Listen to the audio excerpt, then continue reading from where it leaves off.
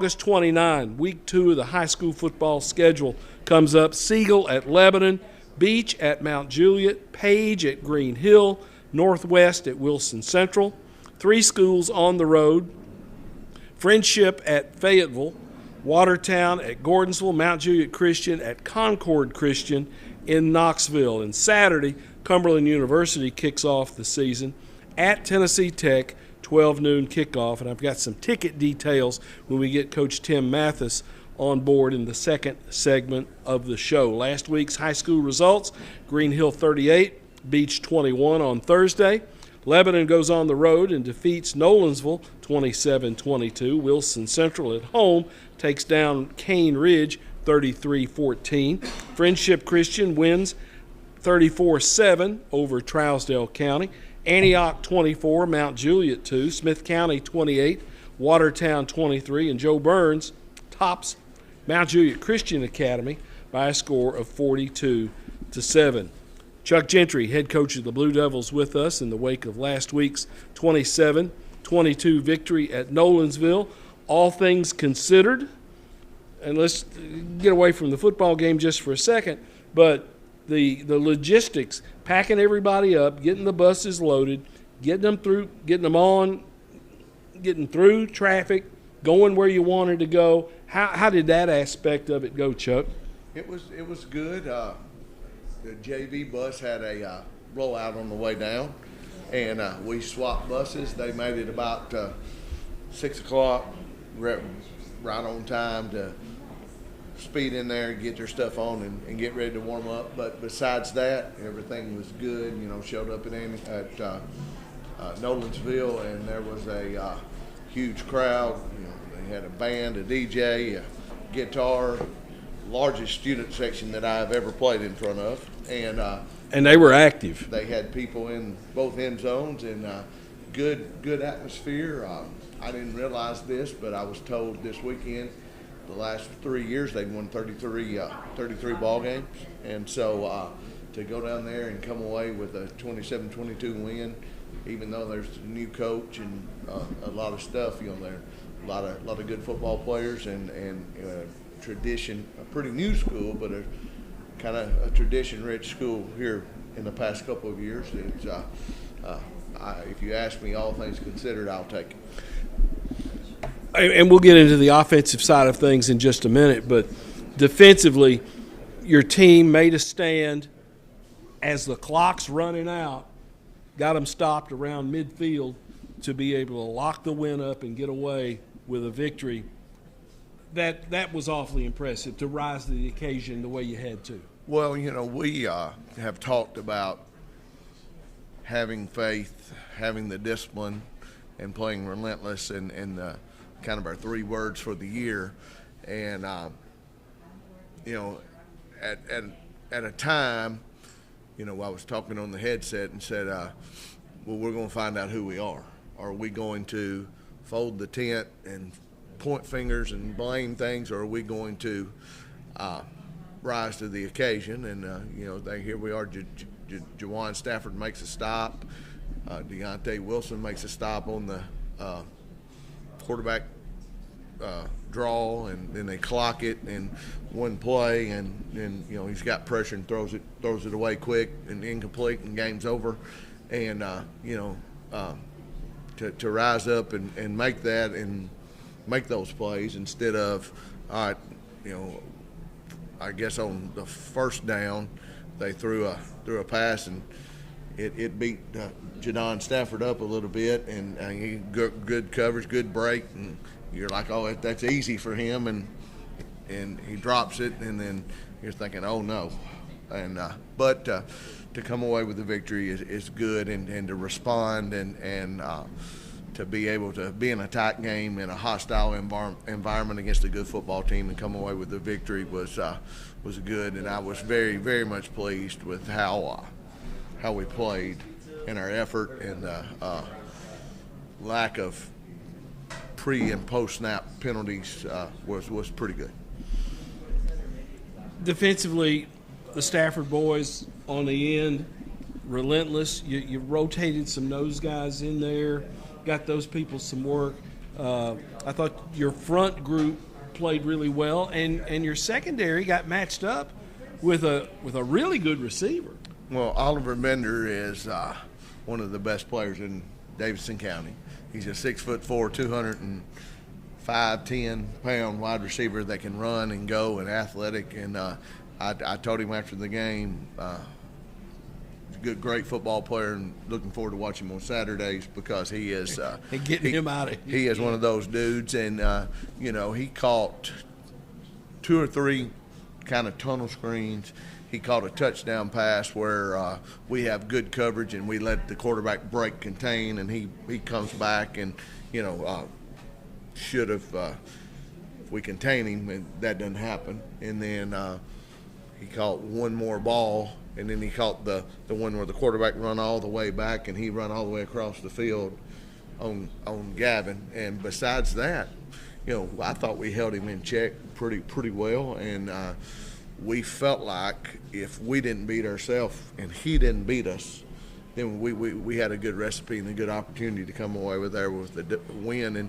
And I told them he is going to catch some balls because he's that good. You can't get frustrated if he catches a ball or two, because he's supposed to. I mean, players are going to make plays, and we wanted to limit him for sure. And I'm going to give their quarterback credit. He ran for his life and put some balls in places where we didn't think he could put them. Well, and he was running for his life because you guys got after him up front. Offensive line play I thought was good. You got out of them what you needed. Your quarterback didn't have a lot of deep drops. He was getting the ball out quickly. Your running game with Gian pounding it up in there and letting him get yards after first contact. Gian finished with 185 yards on 25 carries, had 3 touchdowns. Your quarterback, Austin Harrison, 7 out of 9 for 89, had the long strike for 43 yards to Gavin Gregory, and he threw that one in the silo. That was an outstanding throw. Yeah, well, you mentioned a lot there. I'm going to go first. The offensive line, nobody knows their name except their mamas.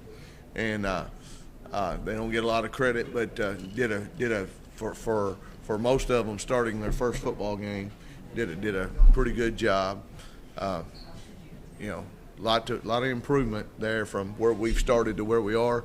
Still a lot that can be made, but you don't have a tailback rush for 185 yards and you not block anybody. Yeah. So good job to them. Austin did a good job of managing the game, doing what we asked him to do, and not doing the things that we asked him not to do. And again, taking what they give us. He was in control of the offense. He throwing some smokes and bubbles out there as they gave them to us. And then we had some other things called, and he didn't force it and ran it and threw it away once or twice. And then when he had the shot for Gavin, he connected on it. And then also he ran the ball for 63 yards.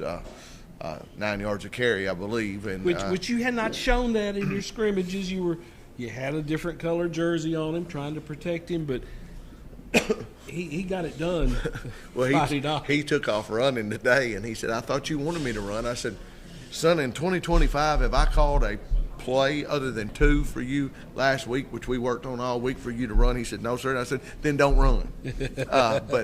But we are trying to keep him clean and trying to, let him mature and grow, but he did a good job. And then Gian, I said you don't block anybody and get 185. There's some of those that are all him, where he made some good runs, and he's a bowling ball and is going to do that. And I'm a realist, so I watched the film on Friday night, and there's a play where he keeps on going. Only about 11, 12-yard run, but he broke several tackles, and he's spinning and fighting and churning. And then after that, we go 3 and out, 3 and punt, or 4 and out. And I told our coaching staff, I said, "Who's the idiot calling plays that didn't give him the ball, after that run?" And we were trying to keep a number of carries under. It's early, but I apologized to him on Monday. I said, "If you make a run like that again, I promise I'll hand you the ball." And Well, 25 carries, a lot, a little. I know there have been times you've given tailbacks the football a lot more than that. What, for your football team today? today, about 25 is what we thought.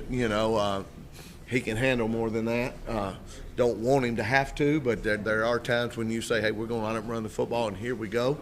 And he's wanted that. He deserves that opportunity. And there may be a night where we get on 30, 35. He's not playing defense, not playing a lot of the special teams, so we're keeping that wear and tear off of him. But he is built, and people say he's probably going to get stronger as he goes, and he's pretty strong when he starts. But hopefully we can keep him healthy and upright and give him plenty of opportunities to do that. What do you expect?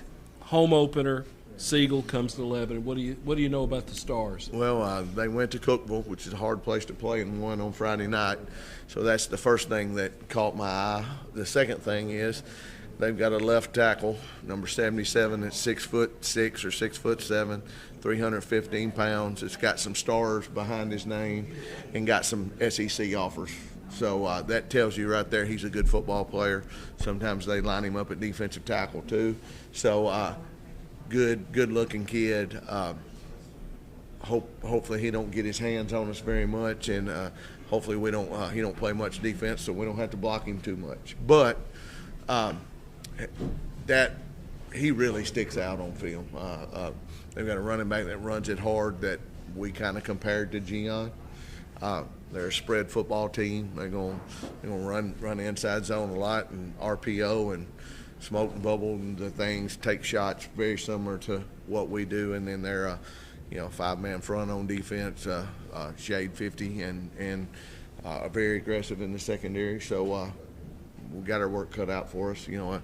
I always say this: anytime you play at Rutherford County School, you better pack your lunch and be ready to play. And previously when we've played them, we've had two really, really good games, and I feel like it'll be another one. I was reminded on Saturday morning real quick, the last time they come to Lebanon, that they whipped us pretty good, and so I said thank you for reminding me. I haven't forgotten, but it is one of those things that we expect a good game, good ball club. I have a lot of respect for Coach Renshaw and he's been there a little while, right? Their staff, and he was also with Butch Crawford at Cleveland as his offensive coordinator. So I've known him for a while. Great man, great human, good coach, does things right, and they'll be coached well and ready to play. And then Coach Fry's got a buddy, Coach Turnbow, that's theirs as the offensive coordinator. So there's a lot of ties. So it'll be a good atmosphere and good X's and O's and tie it on and see how we go. Siegel's awfully close to us as the crow flies, and there have been years we've played them and we haven't. Was it how was it getting them on the schedule? Because it's just like a mad scramble. Once your region schedule's out, then boom, you've got to figure out who you're going to fill in the rest of the schedule with. Well, we went down last year and played 7-on-7 at their place, and it's always been one of those deals. If we can play, we'll play. If we can work together, we'll work together and go that, just because of the staff familiarity, and it's close. And then, we can go there.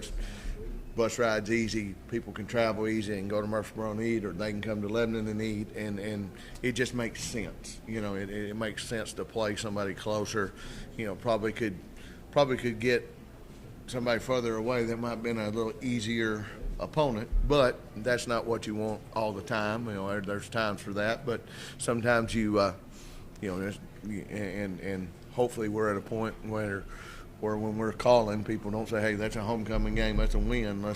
But again, just you know how it is. Everybody's talking, everybody's jockeying, trying to say, who am I going to play, who can I play? They were going to be in the Rutherford County region. Only had a couple of dates open, and we talked and, got it worked out. Shop Springs Creamery, located at 2816 Sparta Pike, the official chocolate milk of Lebanon. Blue Devil football, this week's team meal sponsors: Beaumont Med Spa, David and Rachel Deffendahl; Southeast Impressions, Ben Spurlock; Shenandoah Mills, the Binion family. Big help for your program. Yes, first of all, congratulations to Shop Springs Creamery. They had their birth of their child yesterday, I believe, and as far as I know, everything's going well. Mom and baby and family, and we didn't get chocolate milk this week, and I said I believe I can take a pass on that. They brought us plenty last week, so the cover's not bare, but congratulations to them. Also, team meals are great, and brother Darren Reynolds helping us get those in, and they fed us, the Beaumont Med Spa fed us Monday before the freshman JV game, and then Southeast Impressions and Shenandoah Mills this Thursday and Friday. We appreciate it, and we always look forward to what they're bringing, who's bringing what and what time, and it's a common question on Thursday, Coach, what we eat? Who's bringing the meal? What we eating? And so it's good to be able to provide that for the kids and have people that support us and do that kind of thing. For the first time, I heard some of the Thursday remarks that were made excuse me, during that meal. Jeff Gannon spoke last week, and that was a powerful message that Jeff had.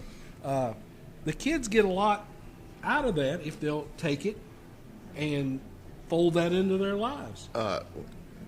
If you talk to our kids, minus the fact of playing football on a Friday night under the lights and being in the fray, that's probably their favorite time. They are sitting there, they sit there, they get some wisdom, knowledge, whatever dropped on them by different folks all throughout the year, all different kind of messages, and then they get to sit there and break bread with their brothers, and it's a good time, and it's very rewarding, and that's like Jeff's a former Blue Devil, and he said hopefully y'all will someday be in my shoes and be able to give back, and hopefully you will remember an old guy like me that did it for you, and maybe some of you are blessed like he is to be able to do that. And he had a good message and kept their attention, and the kids love it. And got a little Blue Devil history also. Got a little Blue Devil history from a guy that knows a little Blue Devil history. And I'll be doing that every week for these guys, trying to tell them who we are. Happy Blue Devil birthday wishes go out today, the 27th, to two Blue Devils. Rod Crutchfield, number 30, a bad man, and John Bryan, number 83, my brother, both celebrating Blue Devil birthdays today. Chuck, thanks for the visit. Best of luck when Siegel comes to town. Thank you, Tommy. One thing I want to mention, Aiden Donald will start at left tackle for University of Chattanooga on Saturday versus Memphis. Just got that text earlier today. Outstanding. We have a lot of Blue Devils that's playing different places. Zion Logue back on the practice squad with the Buffalo Bills, but proud of all of them. That's great. Chuck, thanks for the visit. We'll be back with Tim Mathis, head coach at Cumberland University, after these words. That's great about Aiden. He's starting. Butter couldn't find depth chart. Freeman is second string. And Anthony's probably going out for the toss of the coin up there at Indy. He's been hurt, but he's good to go.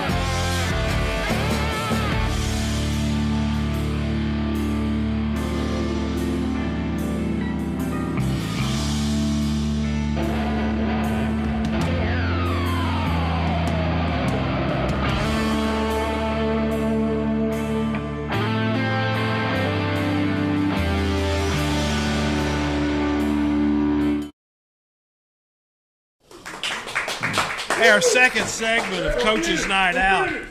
Thank you. Our second segment tonight, Advantage Roofing Contractors, LLC, Shop Springs Creamery, the Salas Realty Group, THW Insurance Services, LLC, Cumberland University Athletics, and DT McCall & Son are our sponsors for this program. Thanks so much to those folks. Give this program a share when you see it live on Facebook through Blue Devil Broadcasting. Tim Mathis, head coach at Cumberland University, with us. It's game week. You're deep into game week now as we put this show together on Wednesday. Tennessee Tech comes up on Saturday. You go to Cookeville to play. 12 noon kickoff. Tech's good. There's no question. They're an FCS football team, and I got to looking, Tim. They got the benefit of a handful of transfers that I think can really be impact guys for them. Yeah, not a handful. They got about 60 of them, but yeah, they got obviously one big standout's the quarterback they got from Eastern Washington. He was an All-American last year. That's really a big get for them to get that guy, and he'll be the starting quarterback. But half their offensive starters are transfer guys. About half the defensive guys are transfer guys that came in, so that makes it a little harder. They wanted all of our film, we got all their film, but you're kind of watching some of it and you're like, that person's not there. They're not doing you say so, film probably last year? Last year's film. You're getting last year's film, so hopefully mostly when you look at it, really good teams, good coaches and stuff, they're not changing everything every year. Scheme is scheme. Scheme is scheme. They're probably doing the same things that we're doing. They got a new defensive coordinator, but he was their safety coach last year, so hopefully the defense is similar to what they were doing. But that's always an issue with the first game. You don't really know until you're there, until you know. But yeah, they're a good football team. Coach Wilder's a great coach. Has been for a long time. Well, I'm trying to think where he was before he got Old to Dominion. Old Dominion, and they had good football there. Came to Tennessee Tech, and now in his second season, I believe, there at Tech. And, folks, if you're going to Cookeville, a couple of things you need to know, and Coach Mathis was dealing with tickets earlier today.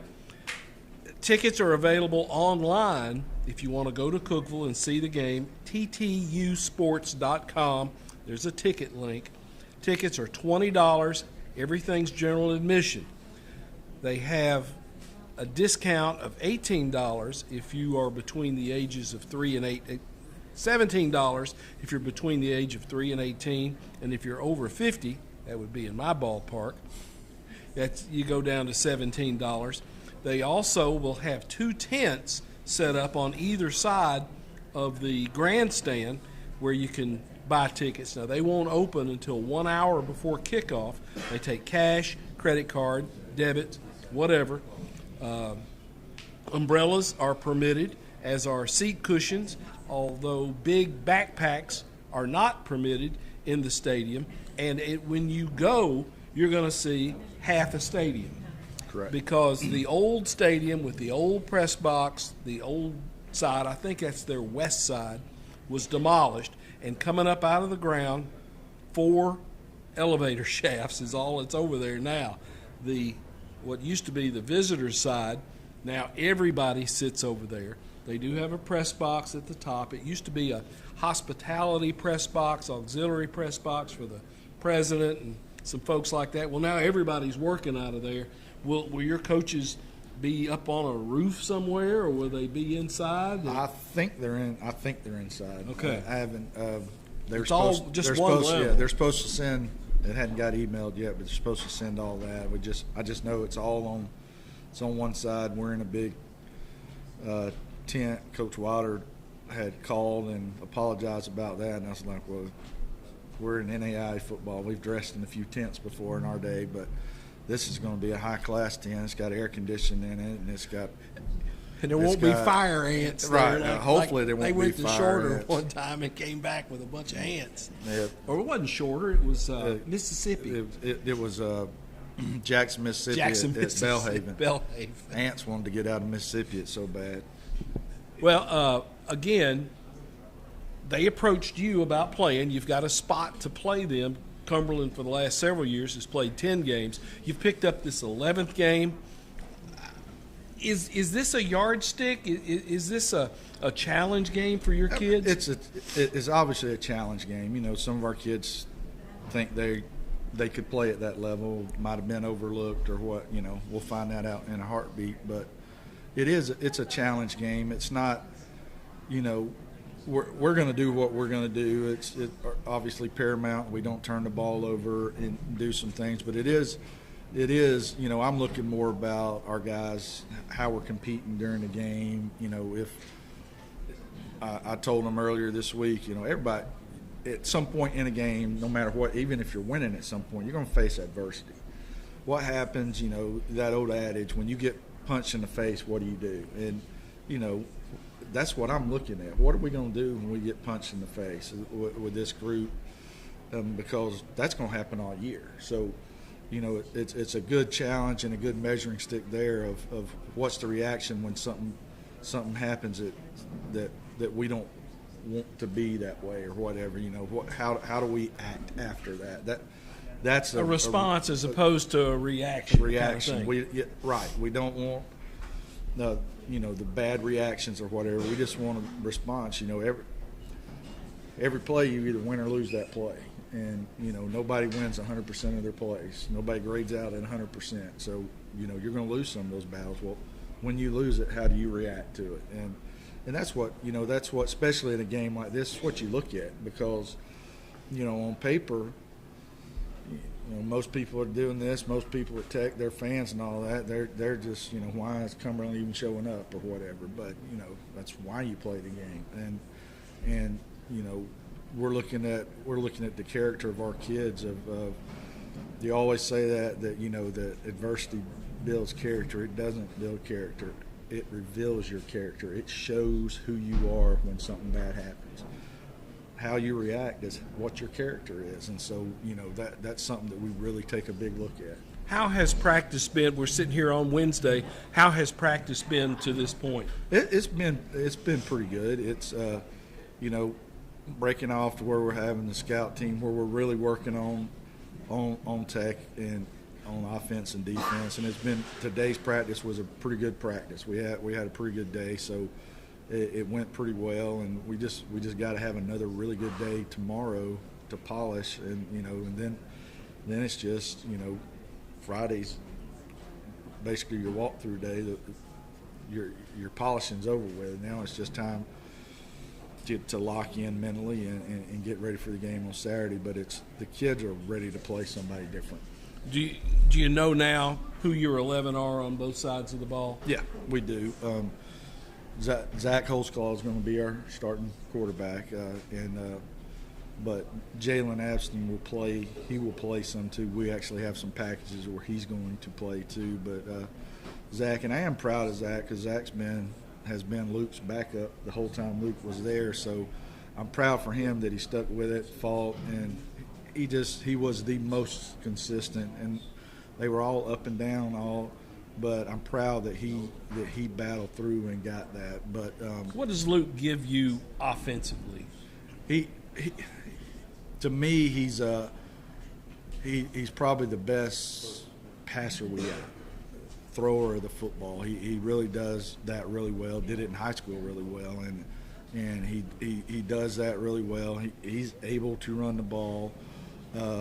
He's not as dynamic as Luke was running the ball, but he can still do the run stuff pretty well. But his decision making is what, and that's you want. There's guys that are going to be dynamic and do some dynamic things, and you want him to do that when it's time. But you want a guy that's going to manage the game correctly. You can't go out there and think you're going to win the game on every play, but you can lose the game on a play, and we just don't want those mistakes to happen. Kyle Allen, your sports information director, has been publishing a look at positions throughout the days leading up, and he talked about special teams, and you feel pretty good about your special teams guys. they're really good guys, and they're good and consistent. And Jack, this fall, our kicker Jack has been really good all preseason. Done really well with his kickoffs, his field goals, and even in scrimmages. I mean, he's hit a 45, 46 yarder in scrimmage in a quote live situation or whatever, which is real positive about doing that in a live situation. So and he's been really kicking off really well, and Nolan's been real solid. He's really worked hard all summer on what Coach Henry gave him to work on about catching, stepping, and releasing the ball a lot quicker. So he did all that all summer. So we feel really good about those guys. In a game, an NAIA versus an FCS opponent, kicking game could really factor in big. Well, it's the big, to me, us not turning the ball over, giving them something cheap, but it's the same thing with special teams. We can't give up block punts, block kicks, or a big returner. You can't give them easy momentum because it could snowball in a hurry. So the special teams is critical in this game of not giving up big stuff. On the punt team, we call them gunners, the outside guys who get down the field in a hurry to try to contain the return man. You got to have some people out there that play with wild abandon. They've got to get off those blocks and get downfield. Right, and I mean, usually you want guys there that can scoop, that can really go. Are they DBs? Are they receivers? Who do you? It's usually a mix. It can be DB because they're kind of both similar. We have receivers that do that too because they're used to getting off press coverage a lot, and sometimes those guys get pressed a bunch on. So that's why you'd have those receivers out there because they're used to getting off press coverage. But then you want those DBs too that in the reverse end of that, on the second half of that, you want guys that can break down and make the tackle too if they need to. So, but both will be there. Logistically, it's a close trip. What does your Saturday look like? We'll have to, just because it's an early game, a 12 o'clock game, we'll be up early, have a walk through at 7, eat at 7:30, and then we're on the bus by 8:30, 8:40 to go to Cookeville on that 45-minute hour drive, and then, we got 30, 40 minutes before get dressed and taped, and we're on the field ready to go, doing our pregame stuff. So it's early just because it's an early kickoff, but it's nice that it's not that far away. And we see this with high school games where they don't eat right during the week, they don't hydrate. You're going to see some cramps, but these are college kids. They should know better.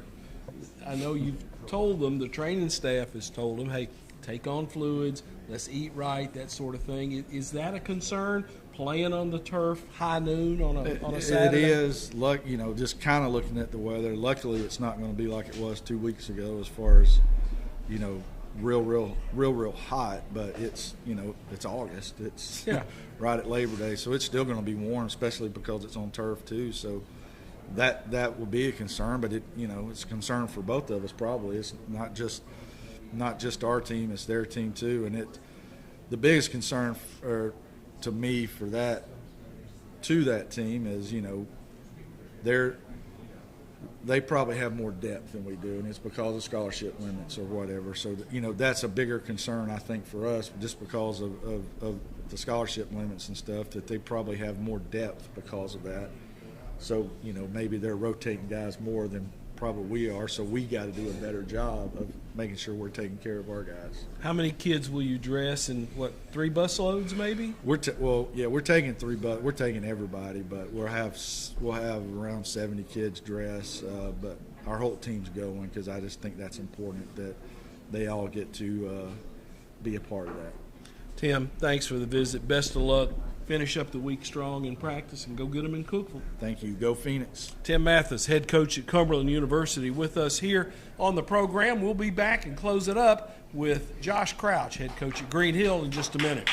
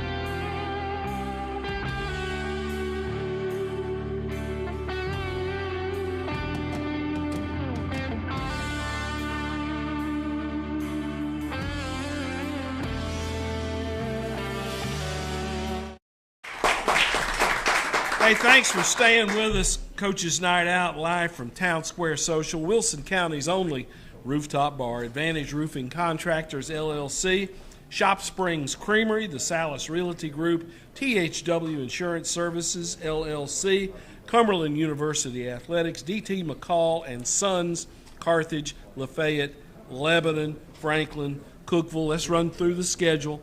Siegel at Lebanon, Beach at Mount Juliet, Page at Green Hill, Northwest at Wilson Central, Friendship at Fayetteville, Watertown at Gordonsville, Mount Juliet Christian on the road at Concord Christian in Knoxville. Last week, Green Hill and their head coach, Josh Crouch, got a little bit of a head start. They played on Thursday, the MyTV 30 game, and they knocked off Beach 38-21. And quite frankly, I watched that one on TV. This one was not as close as the game score might indicate. I thought your kids really played well in that game, Josh. Yeah, I thought 39 seniors kind of showed up. We got a very mature bunch and didn't have a lot of operational penalties, didn't have a lot of cramps, didn't have a lot of, the first game type deal. And I think that goes back to having a staff that's cohesive, worked together for a while now, and then having, like I said, 39 seniors. We got, I think, 10 of them on defense playing, and we got right at about 9 or 10 on offense playing. So a very older group that I think is a little bit more experienced and was able to come out and fire on all cylinders. And 39 seniors, at one point they were ninth graders. Was that a big class then, and you were able to keep them hitched? Yeah, we had 42. So you've lost 2. Yeah, we've lost right at two or three. One of them is a transfer to another school and is playing, but we kept majority of everybody out of that freshman group. And again, that's the in-house feeder you can control, have your hands on, and you've built toward this group of kids. Yeah, so their sophomore year, there were 7 of them that started for us. So a lot of those kids had been playing 3 years, and we had just graduated another large group, and we had 22 seniors the year that they stepped in as sophomores, and knew that we were going to have to go young and get some guys some reps, but their freshman or their sophomore year went 7-3, and then last year go 10-0, and then this year we're hoping to have a great year. Cannon Burroughs, your quarterback, Mr. Football semifinalist from a year ago. He had a Cannon Burroughs game. Yeah, I think he's grown so much as a passer now. I think a lot of times last year the scouting report was load the box and make us throw it. I think he showed a little bit on Friday or Thursday that he could move around a little bit, throw outside the pocket, throw off balance. He doesn't have to be on a spot in order to deliver a ball, and felt like he did a really good job of. And we had 7 guys touch the ball. Well, that was my next point, was that he got the ball to a lot of different people. Yeah, Luke Barton had a great night. Just schematically, the way they were lined up, Luke had a really good night, and Zach did a really good job of finding that and exploiting it. But Aiden Sadler had a catch, Dylan Hawk had a catch, Luke Pfeiffer had a catch, Zach Cartwright and Piggy Brogdon both had catches out of the backfield. Xylon Beard had a catch. So there was a lot of people. It was by committee. We didn't have anybody over 120 yards, but we had 4 or 5 people at 45 to 80. So it was great to see our guys all kind of pull the weight to get a big win. In my opinion, the biggest win we've had yet. And the running backs shared the load. You didn't rely on one guy. Yeah, I think you have to at our level. I think you've got to have 2 guys that can go. They're both different runners, but they're both pretty dynamic. I think Piggy obviously runs through people a little bit different. He was the one that scored the first touchdown. Zach had between the 20s, Zach had such a huge night, and he's got great vision, and he put on 2 touchdowns himself, and Piggy had 1. So they did a great job of sharing the load, and they are really close, and they cheer for one another. So that's what's important. Well, and there were times, and I went back and watched it again. Cannon rides that running back, and he's coming backside and had some really good runs. Yeah, and we had Ronan McNamara, one of our captains, went out the week before. And he'll be back eventually, but Haston Wolf stepped up as the left tackle. We moved some guys around literally like 2 or 3 days before the game. So we had some guys step up into positions, and Cannon, with him able to throw the ball, 3 of them able to run the football. I think with us receivers, we showed that we can make some plays down the field and stretch it a little bit. I think that's, as a defensive guy, it's difficult, and I thought Cannon had a great great night. In my opinion, he's the best around. I don't think there's anybody better than him. I think he's a great quarterback, and I'm excited to have at least 9 more games with him to watch. If there's a downside to this, Jackson Crawford, senior, quite possibly the quarterback of your defensive unit, went down late in the game.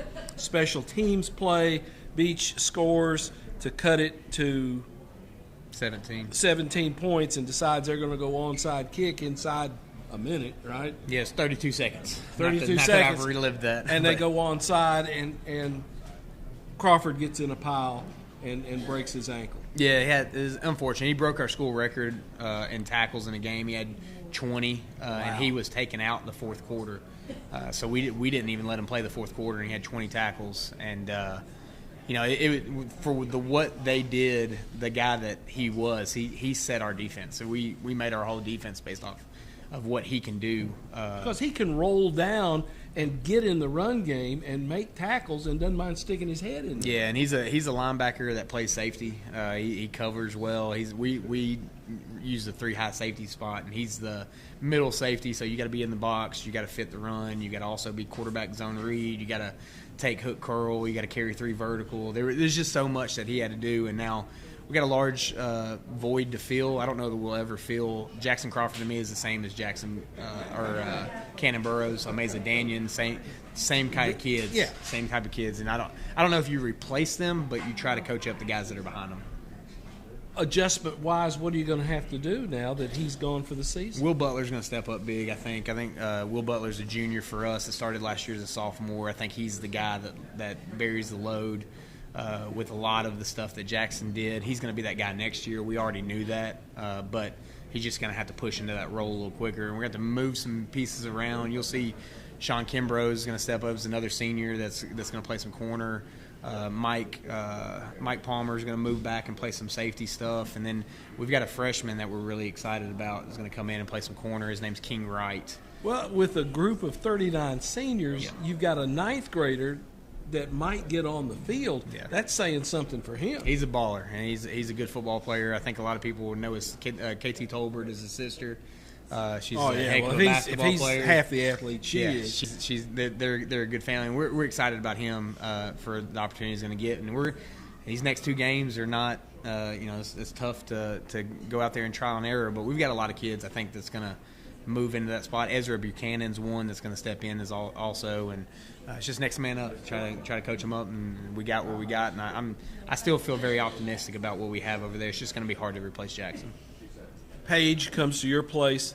Page, historically, very strong football program. You've matched up with them in the playoffs before. Yeah. First time I got to meet Coach Rathbone was in 21, third round of the playoffs. We met. It didn't go our way. It was a great game. It was the closest of the games that we played, the 3 that we played. And I thought afterwards we prayed in the middle of the field. Both communities came together, and I really thought a lot of him as a program builder. And then I got the opportunity to work with him on the Tennessee All-Star game. He asked me to be his defense coordinator for that game, and I got to spend a week with him. And while we were together in that week, we were like, we need to play each other. We need to try to compete. And I thought we need to see that competition. And I thought Page would be, that they would be the guys that they run a great program. They got a great staff, got good players. And I thought that would be a good team for us to be challenged with. Well, intentionally, and of course in the region that you're in where you've got those set region games, it's good to have some relationships with folks, and you decided you were going to toughen up your non-region schedule for a reason. Yeah, I think I failed our kids last year. I think it was my fault. We lost that playoff game. I felt like I didn't do a good enough job of preparing us for a run, and knowing what 6A is in Rutherford County, and even with the new playoff system, you still got to play Rutherford County the first one, but now you go to Maryville, Cleveland. Those guys are the second round. This is not any different than Right. what Murfreesboro is. So I thought that we needed to answer. We need to have answers going into the playoffs if we're fortunate enough to have it, and enough data to back it as to the reason why we're making decisions. And really felt like that was something this offseason that I looked inward on and decided to bulk it up a little bit. Talk about your staff, who's doing what. There has been a little bit of change. Talk about those guys. Yeah, so the main change we had last year is Hunter Long now was our 2-year defense coordinator, went to Rockville with his it was kind of his mentor with Coach Counts in Henry County. So he went back to Rutherford County, which is where he came from originally, to come to us from Siegel. And he left as a defense coordinator. Kevin Weeks was our secondary guy. He's also had left and went. He got engaged, happy for him, and they moved to Brentwood, so it was a little bit farther of a drive for him. So those two guys were our two main pieces that we lost. And then we had two young guys that were working with us that were still in school. Taylor Lazenby was a defensive line guy. Nate O'Kelly was our receivers guy. Both of them graduated in December. We didn't have teaching positions for them. They felt, they wanted to stay with us, and they said, hey, you got to go make a living. Yeah, so right. Taylor Lazenby is now coaching at Blackman Middle, and Nate O'Kelly is now Mount Juliet Middle School's defense coordinator, which is great for us because there is a connection from our middle school to our staff, and there's a direct line of our coaching staff doing. They're doing exactly what we do on defense. So that's going to be huge in the long run. But after that, everybody else on the staff stay the same. Zach White still our offense coordinator. Trey Erick's still our O-line guy. Ty Job he moved from quarterbacks to receivers because Zach was able to step in with the quarterbacks. Joey Fernino's back with us. And then defensive side of the ball was the most change. I have been helping a little bit more on defense, but now we've got a corners guy, Cam Thomas, came from Gallatin, was the DB's guy there. He's been phenomenal. Stephen Clemens, we added to him. I played with him at Cumberland. Was he was my best friend at Cumberland. So I got to add. He finally said yes. This is the third time he turned me down. Now, so he'd been at he was Gallatin defense coordinator. Okay, he was offense coordinator and then defense coordinator for the last couple of years. But we had PE positions, and I asked him 3 times, and he turned me down 3 times. So I finally got him this time. So glad to have him and Carrie as a family over. It's like having your best friend back over there. So that's great. And then Dylan Cruz was our linebackers guy, and when Hunter left, I felt like he had earned that right, and we promoted Dylan as our defense coordinator. And Ahmad Childress has been with us since day one. So defensive side of the ball had a little bit of changes, but we added some quality people with it. With the game on Thursday, did that impact your week? Did you take a day off Friday? Talk about how that went in preparing for week 2 of the season. Yeah, I think week 1 is the best time to do it because for us, we didn't prep for our jamboree. We started 2 weeks on beach. So if any time I thought we would do a Thursday, the first season was great because you could get film work. You can start prepping 2 weeks prior for a game that was on Thursday that you were going to lose a prep day for. So we started prepping for beach July 29th or whatever it was. As soon as we could, we started prepping for them.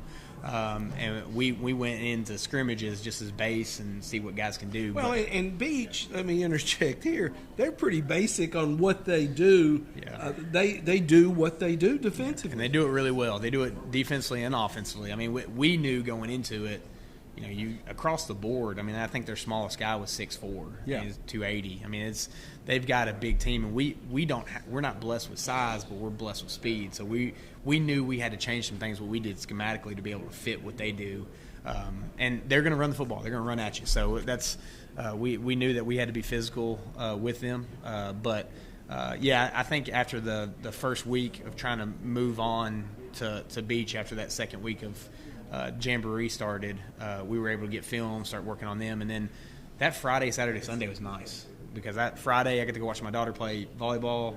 She's playing for the Green Hill team for Miss Plummer, Coach Plummer, and got to watch her. Got to go to Saturday, watch my son play, and didn't have to get into film yet. Really decompressed for Friday, and got to watch some football. Watched everybody in Wilson County on Friday. Got to pull up some broadcasts. And enjoyed it, and had a short turnaround for Page, but really enjoyed that Thursday night game and everybody coming out and watching that football game. What are you going to see from Page on both sides of the ball? They're spread up tempo. They're going to throw it around a bunch. Quarterback's really good. He's talented. He can throw it and run it. He's like Cannon. They've got 2 6'3", 6'2" receivers on the outside. Offensive line wise, they're all 5 seniors. They won the Titans O-line challenge, so they're going to be a big bunch that are very physical. Running back was a freshman last year, is the Ote kid, came that that was with him. He had rushed for over 1,000 yards last year as a sophomore. They got a couple of backs in the backfield that are really good. And then defensively, it's just like a normal Page defense. They're big, they're fast, they're strong. They run to the ball well. They tackle well. They make no mistakes. So you're going to have to beat them. Odd front, even front? Odd front. It's going to be an odd front. They bounce around a little bit between too high. And they roll sometimes to the boundary if they send that overhang. But it's a field reduction, pretty much. They're going to send it from the boundary and make you play really good football. Again, we hate what happened to Jackson Crawford. Best of luck with him. He's out for the year. Was that a surgical thing, or did they just cast him up? How do they?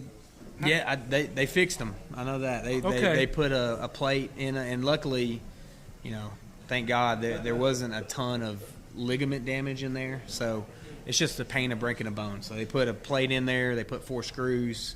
It was the lower part of his ankle. It had snapped in half. You could tell it was serious. They put that air cast on him. You got the buggy to get him off the field. Well, I'll say this, man. And when we went out there, Dr. Diamond was out there. And luckily, Dr. Diamond was there when he started adjusting. And we thought it was a dislocation.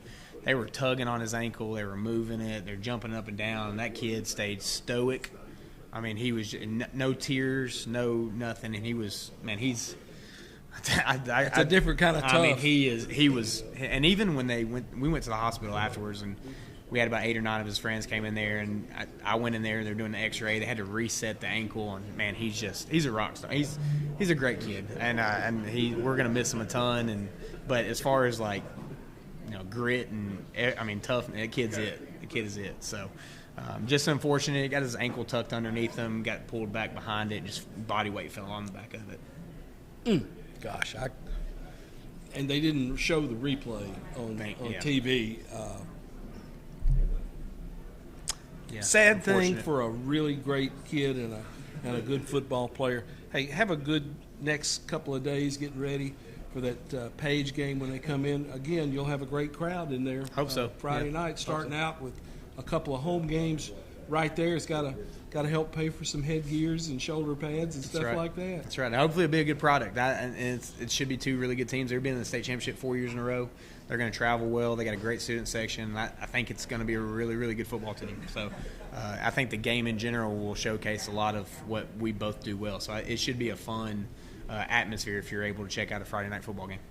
Josh Crouch, head coach of the Green Hill Hawks, with us as we close out the show. Thanks for being with us and joining us here at Town Square Social for all of our sponsors. I'm Tommy Bryan. I will talk to you later.